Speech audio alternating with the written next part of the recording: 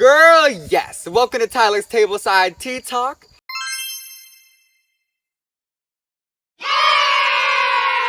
Today I'm joined by one of the final four of this season of TV Eliminator, Miss Emily. Hi! Woo!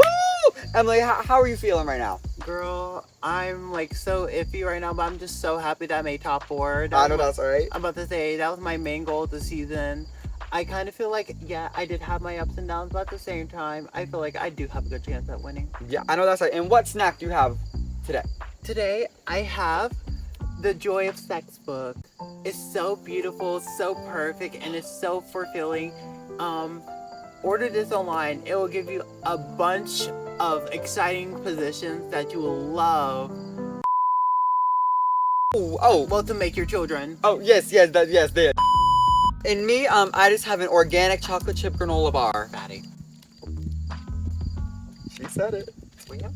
Emily, I'd be a liar if I said that I wasn't surprised to see you here. But you definitely deserved all of this. Mm-hmm. You accomplished so much this season. I mean, you won a daily, which was extremely physical. You were definitely underestimated in that one. Exactly. You won a duel, which was cunt. And you did your thing. I'm about to say I got what I wanted. But most of all, one thing that I'd like to bring up that I feel like a lot of people haven't, you were the last person this season to touch the bottom. Well, You was a top this season. well, let's see here. My thing is, when other people suck at challenges, it's not my fault that they fail. With me, I knew my strengths, and I just had to go along with the reasons of me being in the bottom to just put fear in my heart, and it gives me the drive to just do better. Yeah. Because if you don't put fear in your heart, then are you really playing the game? Are you really playing like an actual good game, or are you just gonna be sitting there like waiting for your elimination to happen? Clock it. Clock it. Did you expect coming into the season? Did you expect to do as good as you did? Did you expect to be in the final four? You know, I remember one night I actually had a dream about the season, and I remember going home literally right before the finale, and that almost happened. But I kind of do feel like I did better than my expectations. I wasn't actually expecting to win the challenge that I did. I thought I was literally just going to be thrown around by either Foti or Michael, because Foti's a bigger bitch and Michael's a football player. So I kind of feel like I could have lost, but whenever you put your strategies together and you play your cards right, it doesn't really matter to me, because at the same time, at least I did better than most of the cast, so. Right, clock it. How many rounds did you go against again in that daily? Was it 4 or 5? Let's see here. Foti, Michael, Violet, and then Eliov. So that was 4. There you go. And you cleared all of them. Exactly. I know that's right. So there was a lot of fighting and arguments this season, and you weren't the head of the bowl, but you definitely, I'd say, dipped your toes into the drama pool a little bit. Did you expect to do that coming into the season, or was it the heat of the moment? Honestly, I kind of felt like I would have started fighting earlier if it was not for the matter of fact. I'm like, okay, so people who fight, they usually go home early. They're just doing it for the storyline. Mm-hmm. And we saw that with Alexis and Michael. Both of them went out back to back. So I'm like, if I play my cards right, and I only call out bitches if it's in the threat of my game. And I kind of feel like the person that I did call out, they were kind of a threat to my game, because they were going around spreading lies. And I'm like, why not nip it in the bud while I still can, and possibly save myself? So Gotta do what you gotta do. you gotta do what you gotta do, because if you're not doing what you're doing, then you're not playing the game. Mm-hmm. You're not being an actual competitor, Mm-hmm. and you're sitting there and lying down on your ass.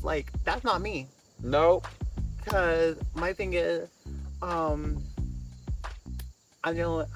probably the only one in this top 4 that actually had a brain this season that wasn't playing alliances. Oh, say names. I'm about to say, I was there for me, myself, and I didn't have to hide behind anybody else. The closest ally that I technically had in that house was probably Michael.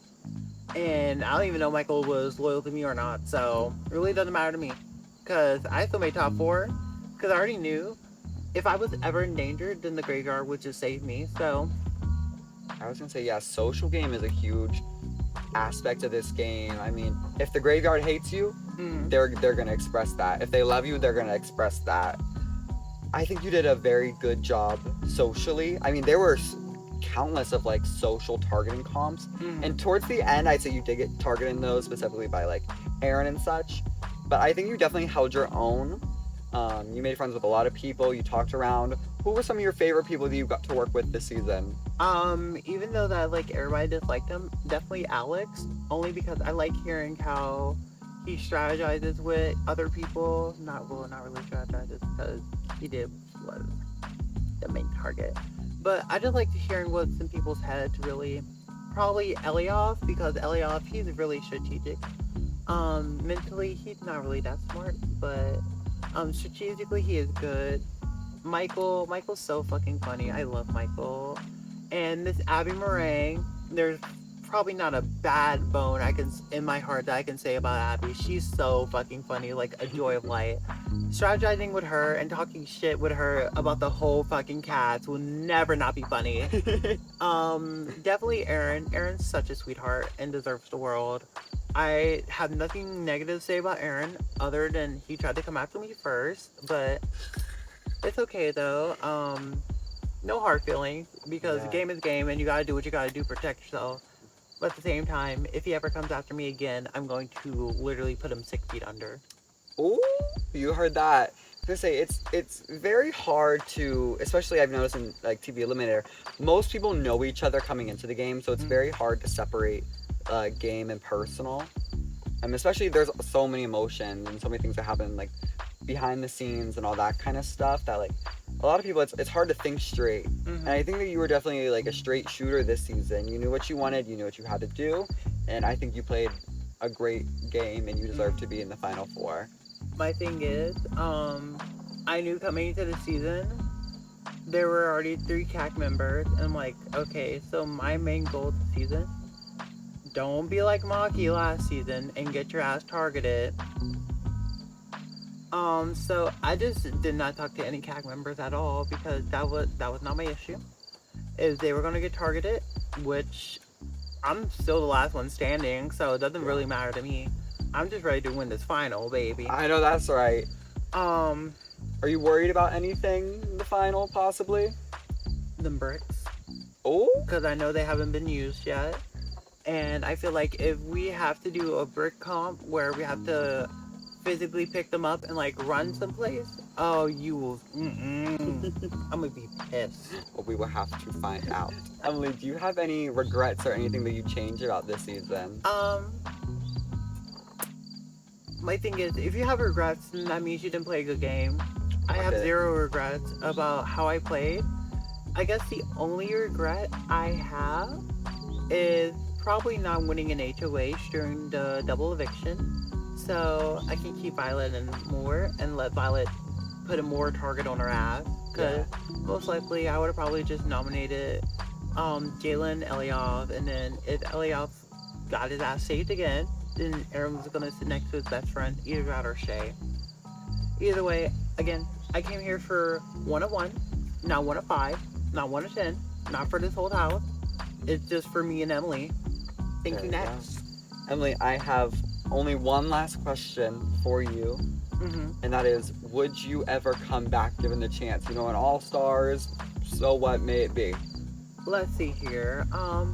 I was contacted even before the season, and I was told if there is an All-Stars, I was probably going to be one of the first people contacted. Ooh.